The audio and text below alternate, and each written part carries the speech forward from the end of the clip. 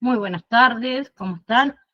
Hola, Grecia, Soledad y Romina, gracias por estar ahí. Bien, espérenme un segundo, ahí estoy. Acá estoy, que está nuevo. Bien, vamos a tratar de hacer, ¿sí? O a simplificar, mejor dicho, ¿sí? Y organizar un poco lo que es el psicoanálisis infantil, este recorrido histórico. Después, como les dije, les voy a pasar como un resumen, vamos a decir, de ese material de estudio, porque por ahí es bastante complicado, diría.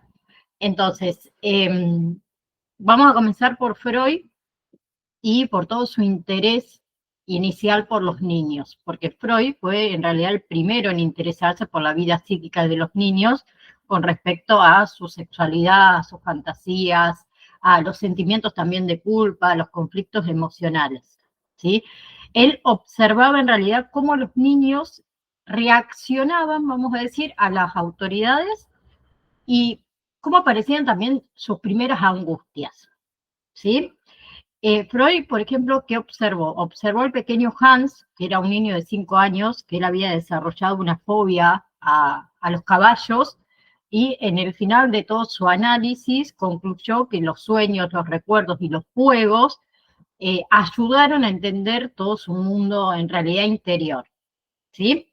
Entonces, el primer psicoanálisis infantil fue el caso del pequeño Hans, ¿sí?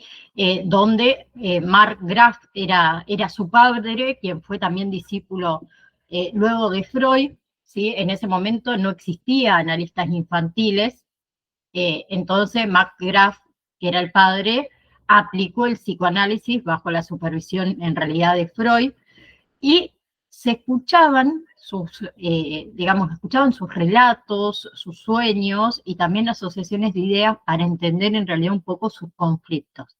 Entonces, ese caso en realidad es el que se considera el primer psicoanálisis de la historia, ¿sí?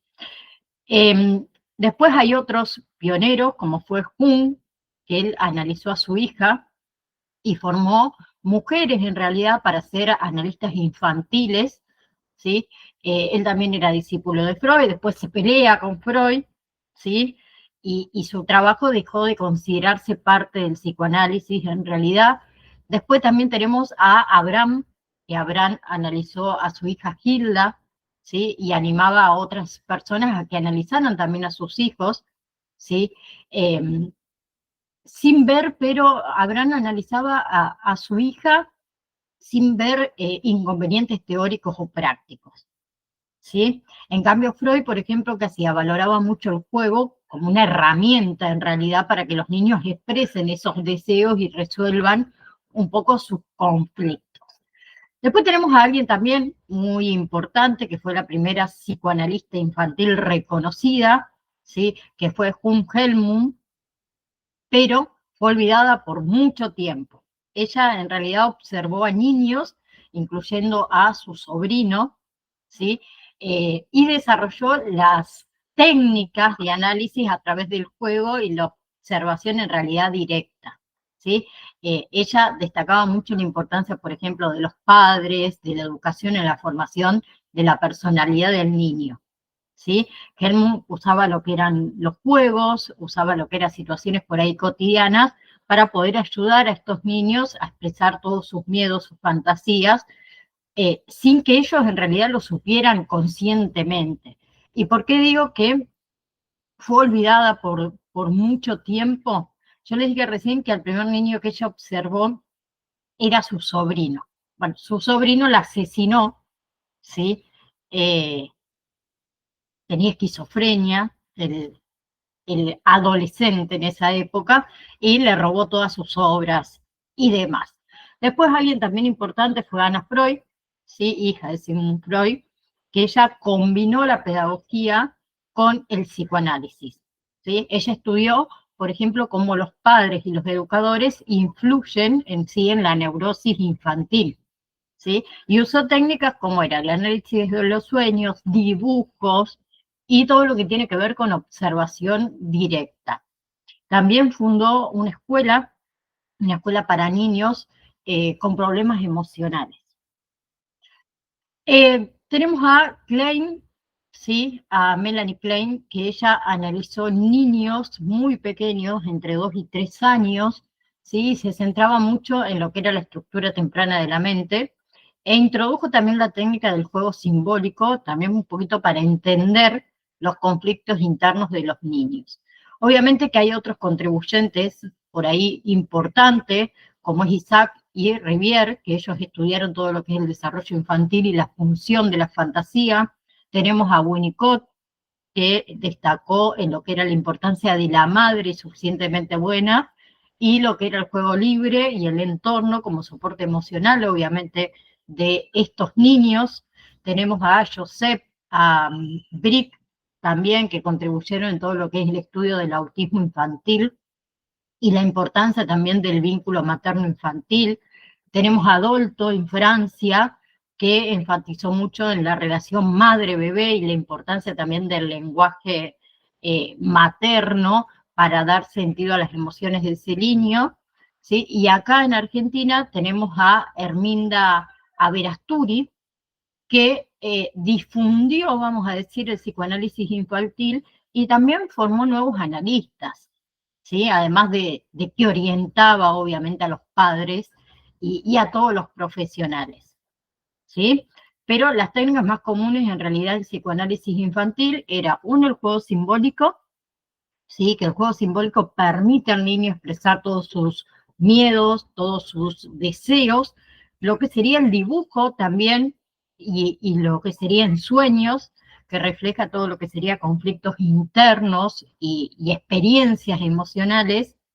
También se utilizó mucho la observación directa, ¿sí? Analizar, digamos, cómo se comporta el niño en su entorno habitual y el análisis de la relación con los padres, ¿sí? Que eso es importantísimo para entender un poco la transferencia y los conflictos familiares, ¿sí?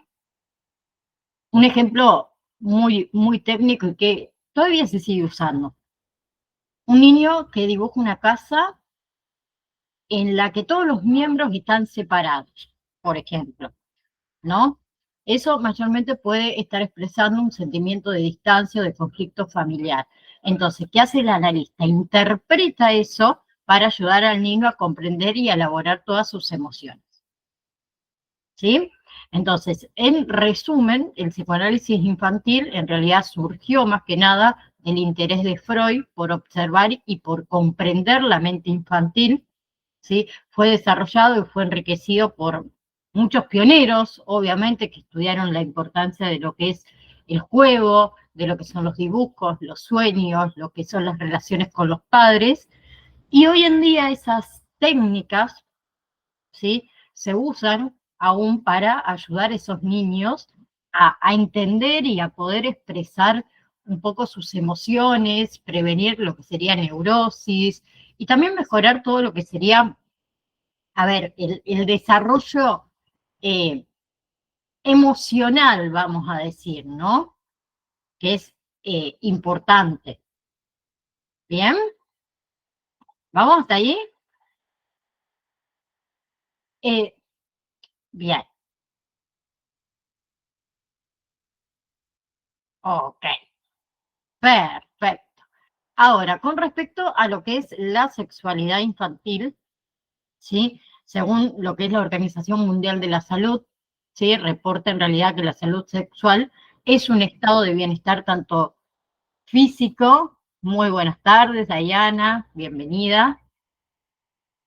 Eh, Le decía que es un estado de bienestar físico, emocional, mental y social, relacionado obviamente con la sexualidad, que no es solo la ausencia de una enfermedad o de una disfunción o de un malestar, y que dice la Organización Mundial de la Salud, que para poder lograrlo se requiere un acercamiento más positivo, más respetuoso con las niñas, obviamente hacia lo que es el tema, y también la posibilidad de que ellos adquieran un desarrollo saludable, un desarrollo libre de coerción, por ejemplo, de discriminación, de violencia, ¿sí? Y que todo eso es posible, obviamente, con los derechos humanos, ¿sí? y que la sexualidad de todas las personas en realidad deben ser respetadas, ¿sí? Ustedes saben que la sexualidad se encuentra en todas las fases de la vida y se desarrolla a través de un proceso dinámico, gradual, un proceso continuo, ¿sí? Entonces hay que proporcionar información sobre sexualidad porque es parte indispensable de una educación integral que es necesaria en realidad para el desarrollo armonioso de las personas en sí, ¿no? Con respecto a esto de la educación sexual apropiada, en realidad debe ser respetada. Debe ser, debe uno respetar, digamos, las diferentes etapas del desarrollo, por eso también las vimos, promover los valores tales como es, por ejemplo, la equidad, como es la privacidad, como es el respeto, la responsabilidad también, ¿sí? Por ahí, a ver, el tema sexualidad hasta hoy en día sigue siendo un tabú, ¿no? Es, digamos, muy frecuente que en la familia o en otros entornos en donde interactúan los niños muestren por ahí actitudes de desaprobación, por ejemplo, hacia ciertas manifestaciones propias del desarrollo. ¿Sí? Y en ese sentido, a ver, todo lo que son las actitudes evasivas o los silencios también son una forma de transmitir información sobre sexualidad, en este caso, mediante mensajes de censura o mensajes de prohibición. Cuando un niño hace una pregunta y nosotros no respondemos, ¿sí? El niño lo puede tomar como que de eso no se puede hablar, o que está mal hablar de ese tema, ¿sí? Por eso yo insisto mucho de que si el niño pregunta, hay que responderle, obviamente, acorde a su edad, ¿sí? Y por otro lado, chicos, tenemos los medios de comunicación. Los medios de comunicación tienen un impacto sumamente importante en el desarrollo sexual de los menores de edad, ¿sí? Ellos hoy se encuentran expuestos, y cada vez a menor edad, a esas manifestaciones erróneas, distorsionadas, eh, incomprensibles también de lo que es la sexualidad, ¿sí? Existe una gran facilidad, chicos, de leer contenidos inapropiados.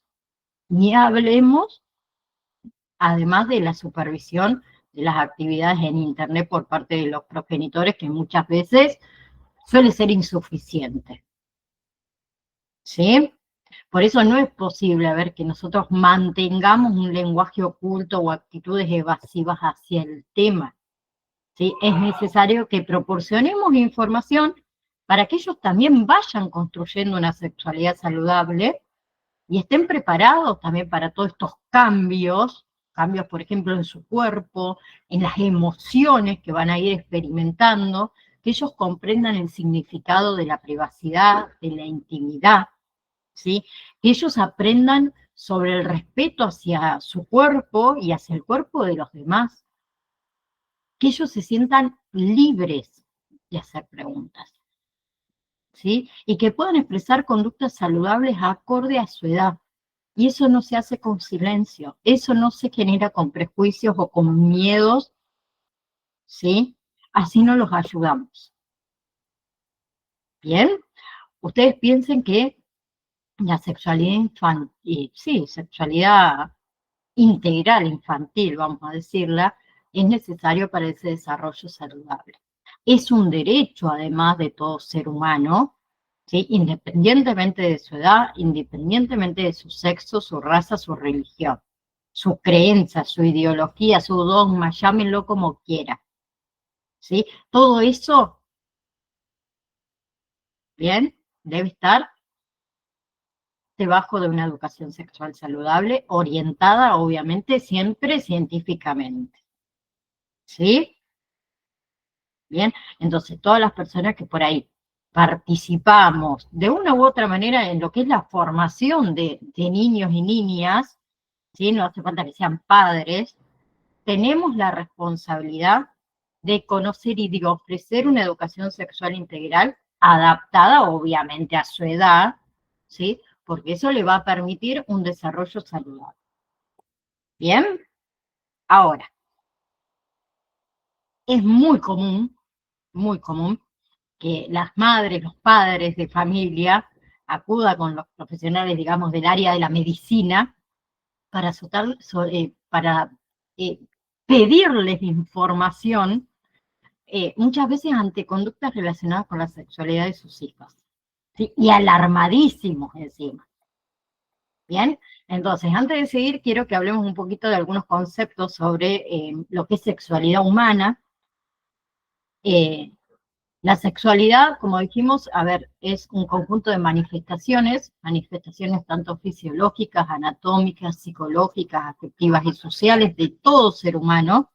Eso incluye el sexo, el género, el erotismo, la vinculación afectiva y la reproducción.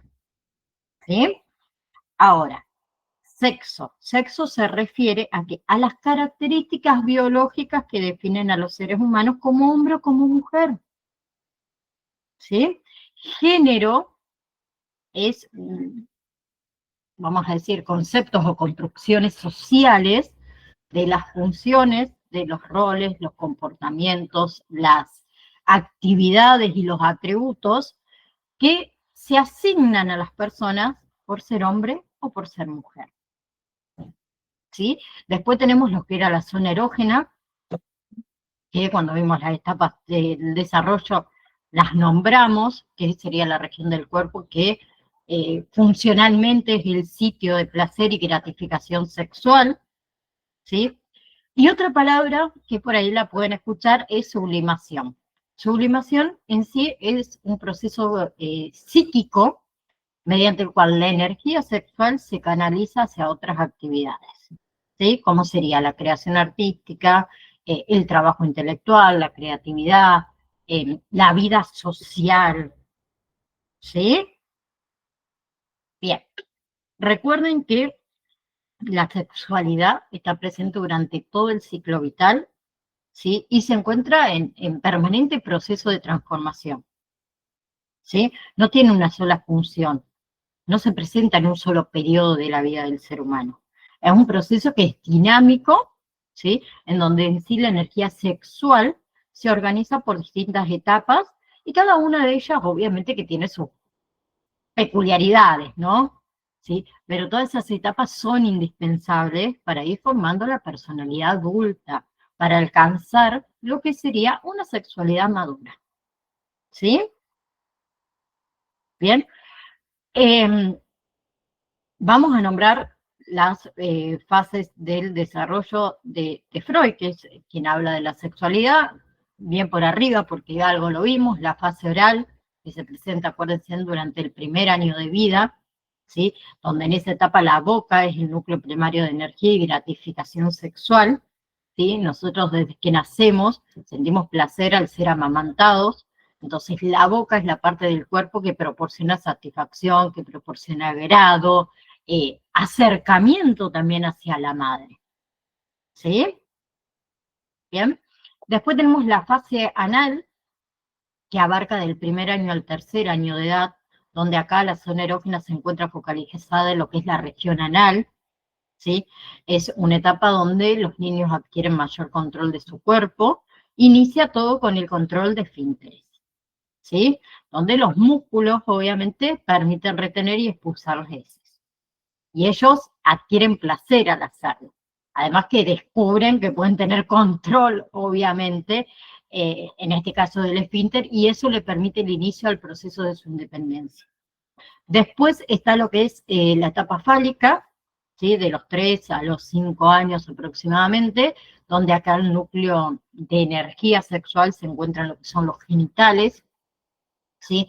Entonces, tanto niñas como niños experimentan este placer al tocarse los genitales, al masturbarse, ¿sí? Es una etapa donde se presenta también muchas veces lo que es el complejo de Edipo, ¿sí? Donde la libido o la energía sexual está enfocada en los padres y ellos son objetos de deseo. Después está la etapa de latencia, ¿sí? Está presente entre los 6 a los 11 años aproximadamente, donde es un periodo que comprende lo que sería la declinación de las manifestaciones de la sexualidad infantil y el comienzo de la pubertad. Entonces, en esta etapa, digamos, se observa una disminución de las actividades relacionadas con lo que es el erotismo, y aparecen los sentimientos esto de pudor, de asco, de aspiraciones morales, de estética, ¿sí? Es una etapa donde acá las manifestaciones de la sexualidad sufren una profunda transformación y todo su interés se dirige hacia otro destino, hacia el mundo, digamos, extrafamiliar, ¿sí? Y luego tenemos lo que es la etapa genital, que, digamos, es la etapa de la adolescencia, ¿sí? Que hay una serie de cambios físicos, cambios psicológicos. Ellos continúan esta lucha por la autonomía e identificación también con el grupo de compañeros, y durante esa fase o esa etapa ellos alcanzan la capacidad de reproducción, ¿sí? Pero, a ver, la madurez emocional y física no es que la logran en toda su totalidad, ¿sí? Ahora,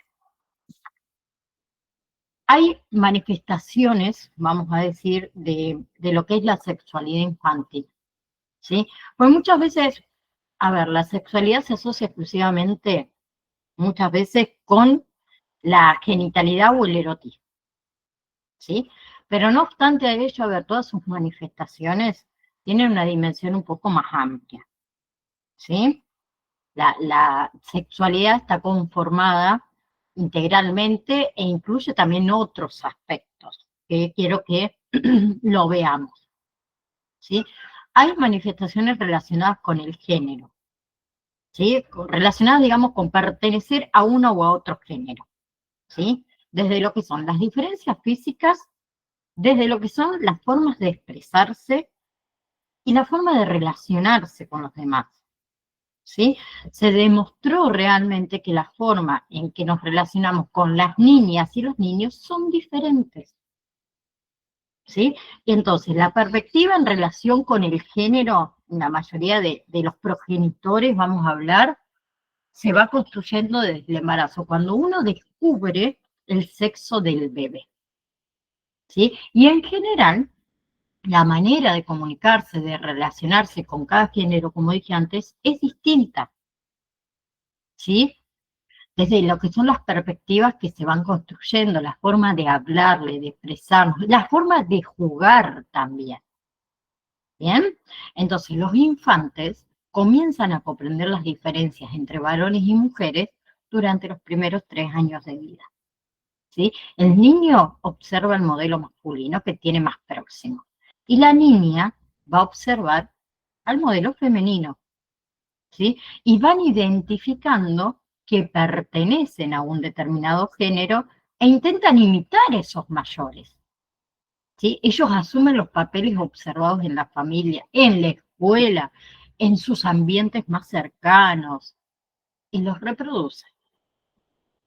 Y del mismo modo también interiorizan los valores que esos roles adquieren en la sociedad. Por eso es importantísimo mostrar modelos respetuosos y equitativos de relación entre hombres y mujeres, ¿sí? Entonces, a ver, algunas de las manifestaciones con respecto al género es esto de imitar el rol de la mamá, el rol del papá, investigar las diferencias entre hombres y mujeres a través de los juegos, ¿sí? A través de la convivencia familiar, con amigos, ¿sí? Y en ese sentido es importantísimo transmitir el concepto de equidad, enseñar y mostrar en la convivencia familiar y también en la convivencia escolar que niños y niñas son valiosos, que niños y niñas tienen los mismos derechos, responsabilidades y oportunidades para aprender, para crecer y para desarrollarse, ¿sí? Entonces, ¿cuáles son las relaciones, las manifestaciones relacionadas con el género? Esto de la curiosidad. Las preguntas frecuentes que hacen ellos sobre la diferencia entre niñas y niñas. Otra manifestación relacionada con el género es la exploración de genitales.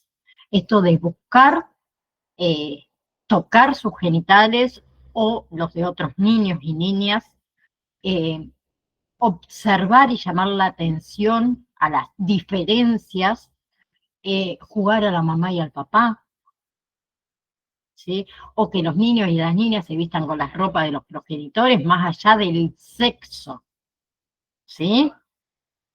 Bien, ellos juegan y pueden vestirse o expresarse como personas del sexo opuesto, ¿bien? Y tienen mucha curiosidad por observar o por tocar el cuerpo de los adultos, ¿bien?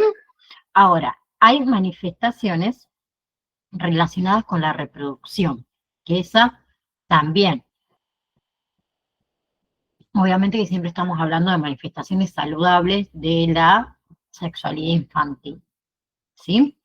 Ahora, con respecto a las manifestaciones relacionadas con la reproducción, es la forma, vamos a decir, en que las niñas y los niños se identifican o están interesados en los eventos de lo que es la concepción, el embarazo y el parto, ¿sí?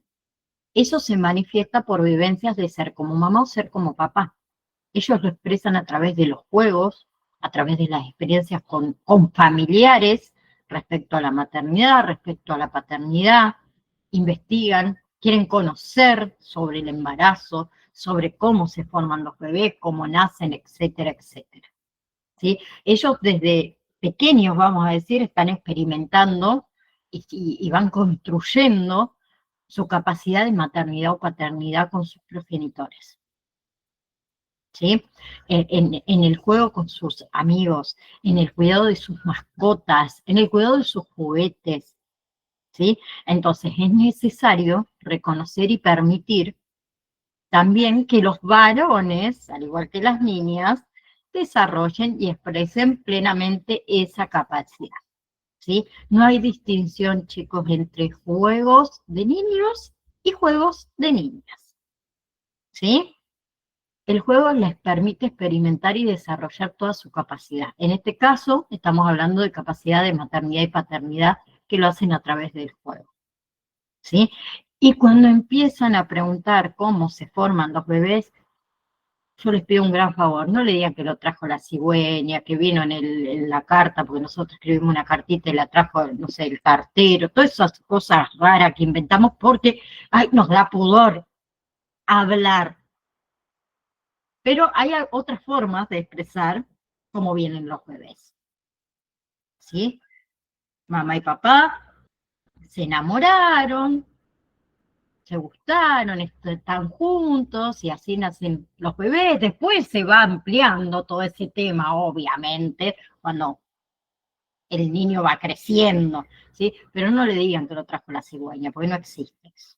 Es mentira. ¿Sí? Después el pibe crece creyendo que lo trajo una cigüeña y que nació de una cigüeña, o sea, no es hija de sus padres esa chica. Eh, sí, pero Romy, es verdad, nos da pudor y por ahí inventamos cualquier cosa y, y no está bueno tampoco eso de decir algo así. Eh, yo me acuerdo que cuando mi hija me preguntó cómo nacían los bebés, yo primero en realidad le conté cómo nació ella, que nació por cesárea, para mí era mucho más fácil, ¿no? Expresarle cómo ella había nacido, y después un día me preguntó cómo llegó ella a la panza, o sea, estaba todo bien como había nacido, quiso ver videos y demás, yo se los mostré y todo, pero después me dijo, bueno, pero ¿cómo llegué entonces yo a la panza? Entonces ahí le contamos la historia más o menos de cómo nos conocimos con su padre, que nos casamos, que nos fuimos a vivir juntos, toda una historia ahí como de amor, y que de ahí, de ese amor, nació ella. Después, obviamente, que con el tiempo ya después se dio cuenta de que no era solo el amor, pero fue así, debe haber tenido 5 o 6 años cuando me lo preguntó, pero nunca le dije que que había hecho una cartita o que me lo había traído a la cigüeña o demás. Eh, sigo, a ver. ¿Cómo abordar este tema de la sexualidad ante casos de consulta? Bien, ya lo vamos a ver, dame un segundo. Em, hay, bien, dice, papá tiene una semilla que deposita con amor a mamá. Bueno, ahí vamos más cerca, Dai, ahí vamos más cerca, sí. Me gustó más esa antes de que lo trajo la cigüeña. Me gustó más esa. Bien, ahí les tiró un tip, Diana. Papá tiene una semillita que deposita con amor a mamá, ¿sí? Y nace el bebé. Y después ya se van a dar cuenta a qué hacía referencia Diana con la semillita que le va a depositar. ¿Ok? Pero no tengan vergüenza de hablar de la sexualidad, porque es algo común, normal. ¿Sí? Nos pasa a todos. Lo quieran evitar. Hay manifestaciones, perdón, le decía con respecto a la reproducción recién. ¿Sí? Ellos juegan o imitan, como les dije antes, hacer como mamá, como papá, juegan a la casita, juegan a tener familia, por ejemplo. Ellos expresan todo lo que es, digamos, su deseo de convertirse en padre o en madre, realizan funciones del padre o de la madre, esto de proteger a una mascota o de cuidar a una mascota, a sus muñecos, a sus juguetes, pueden expresar el deseo de tener un bebé y pueden hacer muchas preguntas relacionadas a lo mejor con el matrimonio, con el origen, con el nacimiento, como dijimos, de los bebés. También hay manifestaciones sobre los vínculos afectivos, que eso sería la capacidad de relacionarse y sentir afecto por seres queridos, por familiares, por amigos, por mascotas. ¿Sí? Esos vínculos afectivos son, mejor dicho, se relacionan con la capacidad de sentir afecto por los demás. ¿Sí? El primer vínculo es con la madre. El afecto, los estímulos transmitidos al bebé van a ser la pauta para ir desarrollando su capacidad de vinculación. ¿Sí? Ustedes saben que en los bebés las experiencias sensoriales son básicas para el desarrollo. Y somos nosotros, los adultos, quienes debemos enseñar, quienes debemos mostrar desde las primeras etapas formas de vinculación saludable. ¿Sí? A ver, cuando los progenitores, cuando los cuidadores expresan cariños al tocar, al acariciar, al alimentar, al hablarle al bebé, ahí sentamos las bases para brindarle seguridad, que es un aspecto fundamental del desarrollo. Y la familia es la principal portadora de vínculos afectivos. ¿Sí? Ahora, conforme avanza el desarrollo, conforme avanza la socialización, se van formando vínculos con amigos a través del juego, empiezan por ahí solitos, después juegan en compañía, pero por ahí medios dispersos, después alrededor de los 6 años el juego ya es en equipo, ¿sí? Entonces ellos empiezan a comprender y a respetar los límites, los amigos comienzan a formar parte esencial de su vida, ¿sí? Y es muy frecuente que ellos mencionen esto también de querer casarse con sus progenitores, con sus amigos, con algún familiar, que por ahí a los adultos eso le puede generar un poquito de confusión. ¿Por qué? Porque nosotros interpretamos eróticamente esas expresiones, ¿sí? Pero son parte de su capacidad de amar y de formar vínculos afectivos. Por eso es importante en ese contexto tener claro, ¿sí? Informar y mostrar el rol que ocupan los hijos y los padres en las relaciones familiares. ¿Sí? Mostrar relaciones saludables, respetuosas, que esos niños puedan expresar sus sentimientos y construir relaciones basadas en el respeto hacia sí mismo y hacia los demás. ¿Sí? Pero nosotros mostramos esos modelos afectivos dentro de la familia. ¿Sí? Entonces, manifestaciones relacionadas con el vínculo afectivo es el interés, por ejemplo, por tener novio o novia, la curiosidad, como le dije, por el matrimonio, el interés por crecer, por enamorarse, por tener una pareja, ¿sí? Ellos cuidan, ellos alimentan, brindan afecto a sus juguetes, a sus mascotas, ¿sí? Por ahí tienen interés o tienen preocupación por el divorcio o por la separación de sus padres, ¿sí? Tienen mucho miedo sobre lo que es la pérdida de los seres queridos, ¿sí? Y después hay manifestaciones relacionadas con el erotismo que reflejan la capacidad que tienen los niños y las niñas de percibir las diferentes sensaciones corporales, ¿sí? El recién nacido tiene una gran estimulación afectiva a partir del primer vínculo con la madre. Él percibe las sensaciones y mediante el contacto va a desarrollar su erotismo a través del reflejo de su opción, a través de las miradas, de las caricias, de la proximidad también con su cuerpo, ¿sí? ¿Qué sucede? Durante los primeros meses, ellos van descubriendo su cuerpo, van descubriendo las sensaciones que pueden experimentar con diferentes sentidos, con la vista, el olfato, el oído, el tacto, el gusto, ¿sí? Los sentidos también le van a ayudar a conocerse, también le van a ayudar a relacionarse con personas y objetos e ir diferenciando también las emociones que le provocan placer y las emociones que le provocan disgustos, ¿sí? Y ahora voy a decir algo y no quiero que se me alarme. La masturbación es parte del desarrollo, ¿sí? Se inicia, chicos, a partir de que ellos descubren la zona genital, a partir de que ellos poseen mayor coordinación motora, que es entre los 3 y los 5 años de edad. Después disminuye, como les dije, en la etapa de latencia, ¿sí? Por eso, que dije antes, se recomienda esto de transmitir el concepto de privacidad, explicarle que la masturbación es parte de la propia intimidad, que es un acto privado, ¿sí? Y que puede hacerse en un lugar seguro, con manos limpias, nunca frente a otras personas. Informarles que nadie debe tocar su cuerpo y que también ellos deben respetar el cuerpo de los demás, ¿sí?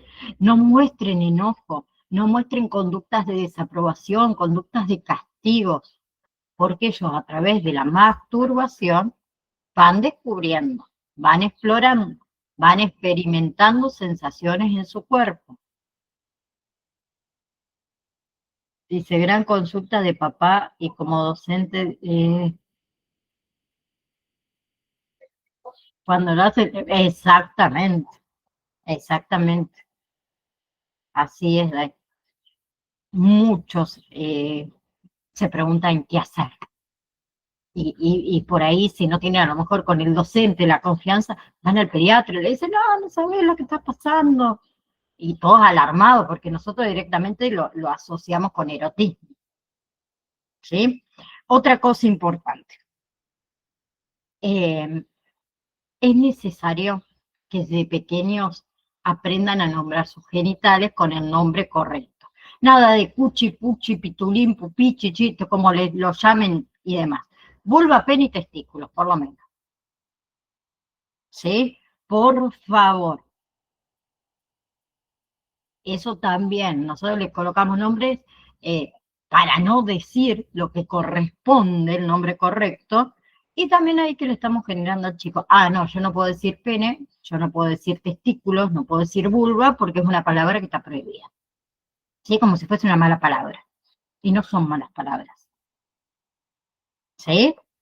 Es un buen momento para empezar a llamar, obviamente, a nombrar a sus genitales con el nombre correcto cuando le cambiamos el pañal, cuando los bañamos. ¿Sí? Es común esto de que asignemos nombres incorrectos a los genitales, porque por ahí nos provoca incomodidad al hablar, ¿sí? Y como le dije antes, ahí podemos transmitir ese mensaje de que existe algo malo o algo extraño, ¿sí? En eso, y no tener confianza para cuidar o para hablar de esa zona del cuerpo, porque causa incomodidad o genera conflictos, ¿sí? Ahora, entre los 3 y los 5 años de edad suele mostrar gran curiosidad por conocer las partes de su cuerpo, ¿sí? Entonces es una etapa donde es muy común que ellos exploren, es muy común que ellos toquen su cuerpo, sus genitales, ¿sí? Que se den cuenta de cómo son. Ellos descubren ahí las similitudes y las diferencias entre los niños y las niñas, ¿sí? Juegan, voy a decirlo así, juegan con los genitales y es parte del proceso, ¿sí? Jugar al doctor, a la mamá, al papá, hacer comparaciones, masturbarse o frotarse los genitales con juguetes, con cualquier objeto, es parte del desarrollo de su sexualidad, ¿sí?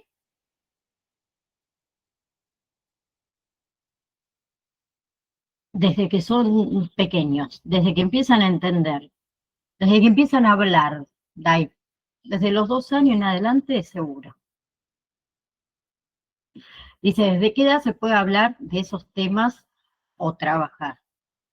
Desde que ellos empiezan a comprender un poquito la diferencia, por lo menos, o que descubran sus partes íntimas, que es entre los 2 y los 3 años. ¿Sí? No pierdan tiempo.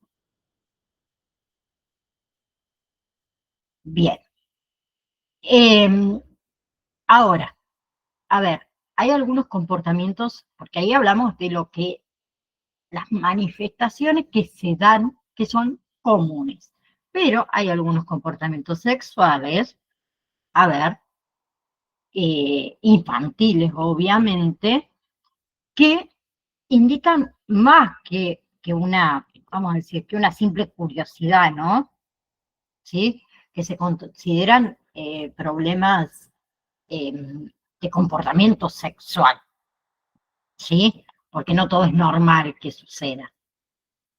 A ver, los problemas de comportamiento sexual pueden poner en riesgo la seguridad y el bienestar del niño y de otros niños, ¿sí? Bien. Entonces, hay que entender un poquito eh, y saber manejar los problemas de comportamiento sexual de los niños. ¿Cuáles son los comportamientos sexuales?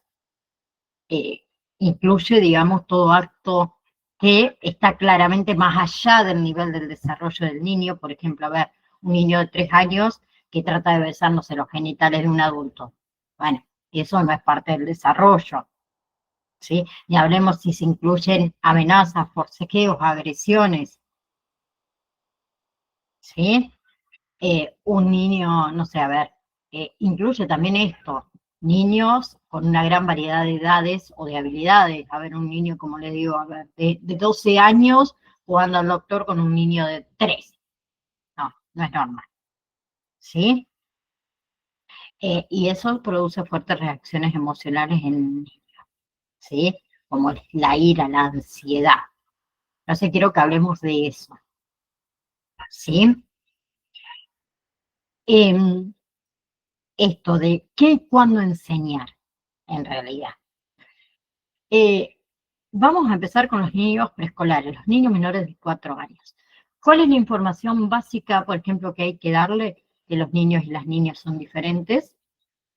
Los nombres correctos, como les dije, de las partes del cuerpo, ¿sí? Que los bebés vienen de la mamá, que no vienen de la cigüeña, que no lo trae el cartero, ni nada por el estilo, ¿sí? Hay que enseñarles reglas acerca de los límites, ¿sí? Personales, ¿sí? Mantener las partes privadas cubiertas, no tocar las partes privadas de otros niños, etcétera. Y darles, chicos, respuestas simples a todas las preguntas acerca del cuerpo y de las funciones corporales, ¿sí? No evadan esas preguntas, ¿sí? A ver, explíquenles la diferencia entre lo que son simples y claras, exactamente, entre lo que son las caricias, caricias apropiadas, ¿no? ¿Sí? O lo que está bien, ¿sí? Las caricias apropiadas serían caricias que son reconfortantes, agradables, que son bienvenidas, ¿sí? Y las caricias no apropiadas, las que no están bien, las que son invasivas, las que son incómodas, las que ellos no desean, y ni hablemos de las que son dolorosas. enséñenle todo lo que tiene que ver con la seguridad. O sea, tu cuerpo es tuyo y te pertenece. ¿Sí? Enséñenle a que todos tenemos derecho a decir que no a ser tocados, que no a ser acariciados, ¿sí? Por un adulto, aunque sea un familiar. Si no quiere el niño, no hay que forzarlo a hacerlo, ¿sí? Nadie, ni un niño, ni un adulto, tiene derecho a tocar tus partes privadas, ¿sí? Que está bien decir que no cuando un adulto nos pide que hagamos cosas que están mal, ¿sí?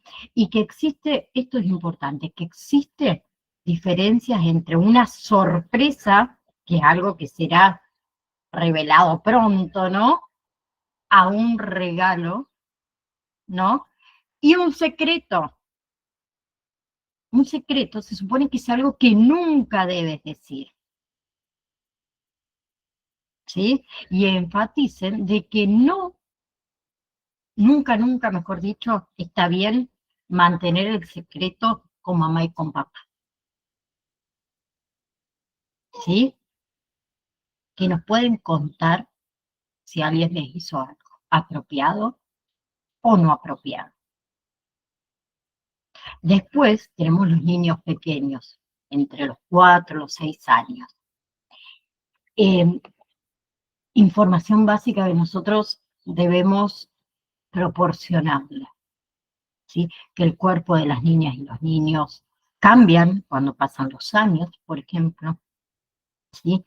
Explicaciones simples acerca de cómo crecen los bebés dentro del vientre de la madre, ¿sí? Acerca del proceso de nacimiento.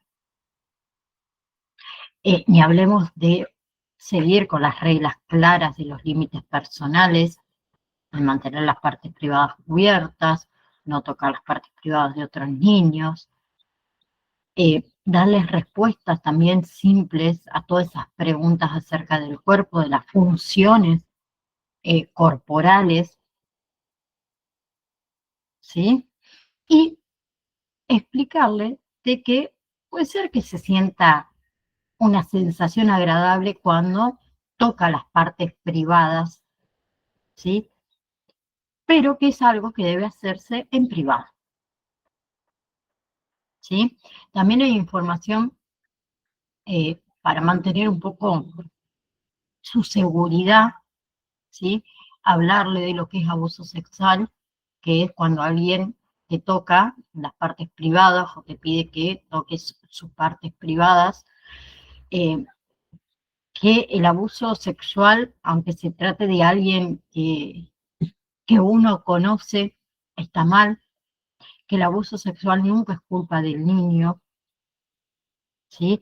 Y que si una persona trata de que uno se vaya con él o con ella, hay que correr y hay que contarse lo que pasó a los padres, a la maestra, al vecino, a, no sé, a la policía o a cualquier persona adulta que uno confíe, ¿sí?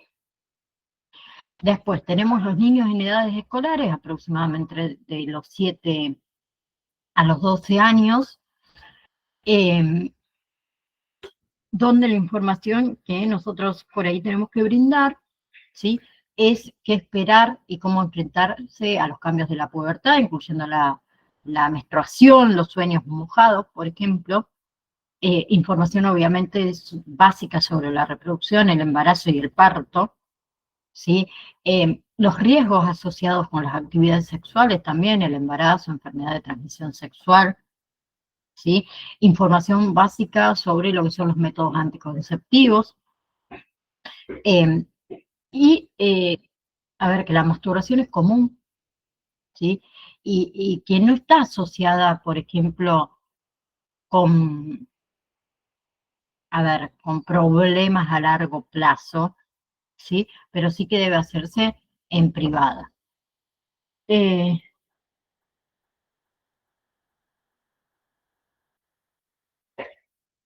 los sueños mojados, exactamente. Cuáles son que hay?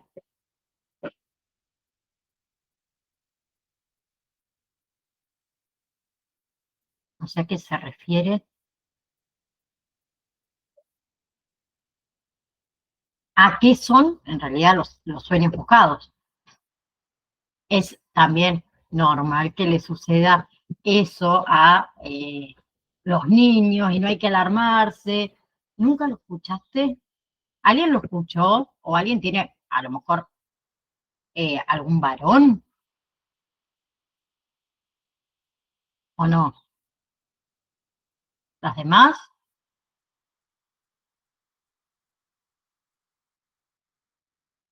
¿No?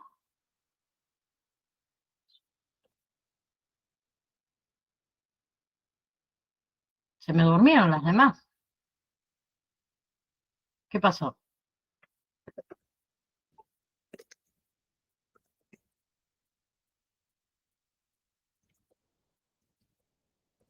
Dice Romy. No, dice Soli. ¿Nunca lo escucharon? ¿En serio? Me llama la atención. Qué raro. Primera vez que escucho con. Bueno, es, cuando se hace pis, puede ser. No, no, no, no, no. Es eyaculación nocturna en realidad, ¿sí? También se conoce como eyaculación nocturna, que en realidad es un fenómeno completamente fisiológico y normal que le ocurre a los varones, ¿sí? Especialmente en la pubertad, en la adolescencia, ¿sí? Los sueños mojados son eyaculaciones involuntarias de semen, ¿sí? Que ocurre cuando el varón está dormido. ¿Sí? Generalmente, ¿cuándo ocurre eso? Ocurre durante el sueño REM. El sueño REM en realidad es la fase donde se producen la mayoría de los sueños, ¿sí? A menudo con contenido erótico, obviamente, ¿sí? O a veces sucede por el resultado de acumulación de fluidos en los testículos. Es una señal de madurez, ¿sí? Son signos físicos de la madurez sexual. O sea, indica que el cuerpo del varón está produciendo espermatozoides y semen de manera regular, ¿sí? Y que las hormonas, obviamente, de la pubertad están cumpliendo toda su función, ¿no? ¿Sí? Entonces, los varones mayormente, ¿qué contanos? Decía Romy, no había leído. Los varones mayormente, ¿qué hacen? Se despiertan y nota que su ropa interior está, o la cama está mojada, ¿sí? Y de ahí el término sueño mojado, ¿bien? Pero la causa principal es la actividad hormonal, ¿sí? Que se da durante la pubertad, o sea, la acumulación de semen puede ser, y después es mucho más frecuente en el inicio de la pubertad, pero la frecuencia varía, ¿sí? Algunos varones o personas lo tienen varias veces a la semana, otras por ahí esporádicamente y algunas hasta nunca. ¿Sí? Pero es un proceso totalmente normal y esperado dentro del desarrollo físico, ¿sí? Sí, obvio, obvio, porque la sexualidad no varía por más que vos tengas algún tipo de discapacidad, ¿sí? Bien, y como le dije, a ver, aunque son fenómenos físicos, tiene impacto psicológico, vamos a decir, en la adolescencia, ¿sí? A ver, muchos preadolescentes se preocupan, ¿sí? Eh, por si son normales al experimentar esos cambios, ¿sí? A ver, los sueños mojados junto con otros fenómenos como es la masturbación o la erección espontánea, confirma en realidad, vamos a decir, la normalidad física del desarrollo, ¿sí? Que está directamente relacionado con la construcción de la autoestima durante esa etapa. ¿Sí? Pero quiero que se queden tranquilas que no es un problema médico, no es un problema psicológico, ¿sí? Simplemente es una función biológica del cuerpo que se ha vuelto productivamente maduro, vamos a decirlo así. ¿Sí? ¿Bien? Así que a no alarmarse con esas cosas. Después tenemos cosas peores, eso no es nada. Chicas, después nos tenemos que preocupar de otras cosas. Es el buen momento para los que tienen varones y están en esa etapa de hablar de todo esto, ¿sí? Bien. Eh, Pónganle reglitas también. Estamos aprendiendo conceptos nuevos, ¿sí? No hay ningún problema. Mientras pueda contestar, yo no tengo drama. Eh, entre esa edad y los 7, 12 años, eh, reglas claras, chicos. Regla, cuando tienen novio o novia, ¿sí? O cuando salen a alguna cita y cosas así, ¿sí? Cómo reconocer y evitar riesgos en situaciones sociales, cómo mantener la seguridad, cómo mantener los límites personales al chatear o al conocer a alguien en internet, ¿sí? Entonces, en conclusión, a ver, ¿la sexualidad sigue considerándose un tema tabú? Sí, ¿sí? Y uno tiende a ocultarlo, ¿bien? Pero la sexualidad tiene una serie de características que la hacen diferente a la de los adultos. Más aún, las expresiones de la sexualidad reflejan el propio desarrollo, los aspectos afectivos, emotivos, de conocimiento, de socialización, que van a tener una gran relevancia para su crecimiento, ¿sí? Y los juegos sexuales se basan en la curiosidad, en el conocimiento y la experiencia de sensaciones corporales. ¿Bien? Bien. Eh, la clase que viene solo me queda hablar de la ley 26.061 de los derechos de las niñas, niños y adolescentes, que me lo voy a anotar porque después me lo voy a olvidar. Vamos a escribir ley 26.061 para que lo veamos. Y vamos a empezar también, les voy a enseñar cómo se realiza un examen, ¿sí? Les voy a mandar también el resumen de El niño para el psicoanálisis y les voy a enseñar cómo realizar un examen la clase que viene. ¿Les parece? ¿Sí? Los veo a todos, gracias. Los veo a todos el próximo viernes, ¿sí? A las 17:02, más tardar, comenzamos, ¿sí? Tengan un hermoso, hermoso fin de semana y no se me alarmen con las cosas que le pasan a los niños y a las niñas, porque es algo normal. Y si no, preguntemos, ¿sí? Les mando un beso enorme. Chao, chao.